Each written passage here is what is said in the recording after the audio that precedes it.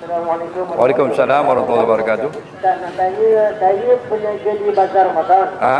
Kemudian bila balik tu, nak dekat waktu isyak dah. Nak dekat waktu isyak. Nak dekat bang isyak. Jadinya bila mayang waktu mayang tu, dah nak bagi sana orang bang. Okey. Jadi masanya lima dah saya punya solat ataupun kena qada. Banyak garik ya. Semayang garik dekat dengan waktu isya. Dengar baik-baik. Kadang-kadang terjadi.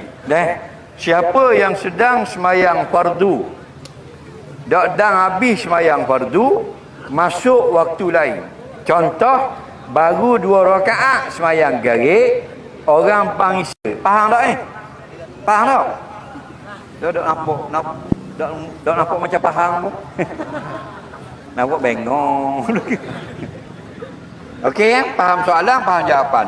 Baru 2 rakaat semayang garik, orang pang isya. Tengah Maliki Yaumiddin Rabbana Allahu Akbar. Jangan berhenti semayang. Siapa berhenti, haram dan berdosa. Ramai orang berhenti. Dia berhenti pasal orang bang. Tengok mayang garik. Allahu Dah. Haram, dosa besar. Pandangan yang kuat, bukan dosa kecil. Jangan main-main. Nampak?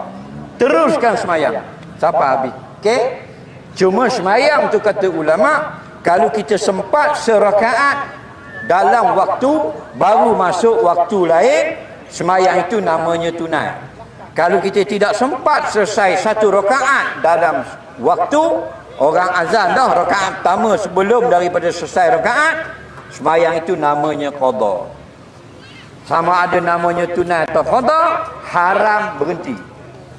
Nampak? Lain kali jangan berhenti. Hak lepas-lepas istighfar. Wa kana Allahu ghafurur rahima, adalah Allah Maha Pengampun, Maha Kasih Sayang. Minta maaf pada Allah. Dan teruskan solat. Okey?